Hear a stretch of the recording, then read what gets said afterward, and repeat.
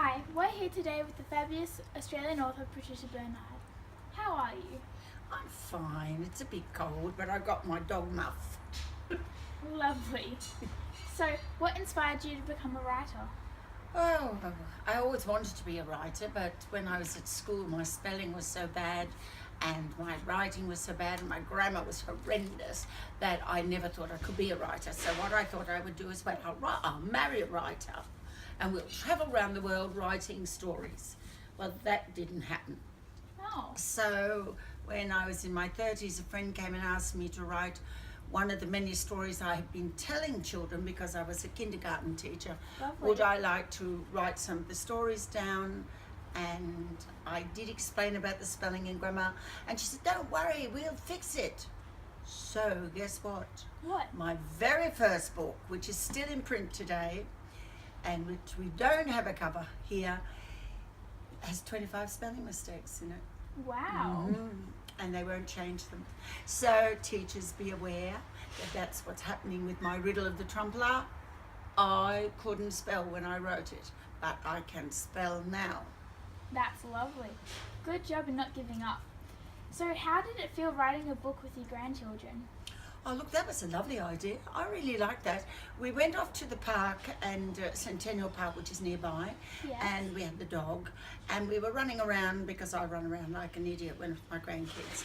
And I said to them, how about we make up a story? We'll make up a magic story, and you can be cousins in the story, but you only have a 24-hour memory. And we'll put you in a forest, much like this park, and it changes every 24 hours. So you don't know you only have a 24-hour memory, and you don't know that it's changing. And so that's how, and you can choose one magic thing. Now that was really interesting because Lila Pearl said, well, I want to be able to fly. She doesn't fly until the very, very last chapter of the book. Interesting. Because that wasn't her magic.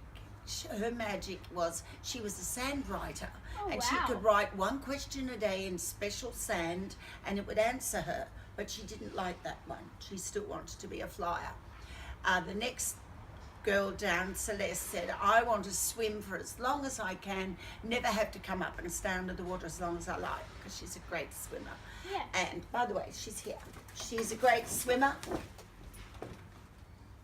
And so that's her in her princess costume. Lovely. And It's very anyway, elegant. she doesn't swim in that. So she swims in the book, and because she can swim and stay underwater as long as she likes, she saves the mermaid lady. Oh, wow. And the one with the shells growing over her eyes so she's blind. And she saves her. Very Then the nice. boy Lem, the oldest boy Lem, who is Lila's brother and Celeste's cousin, he is really stroppy. He doesn't want to do what the girls tell him. He wants to be the boss. He wants to know. So he's arguing all the time. Yes. And so he says, I want to be able to talk to dogs. And the girls said, that's a bit of a silly one. But anyway, that's the three first main characters in the book. There are more. Yes, thank you very much. That was very interesting. So as you can see, the book was inspired by her grandchildren and it was a lovely family story. Thank you for your time today. Thank you, Kendra. That was nice to meet you.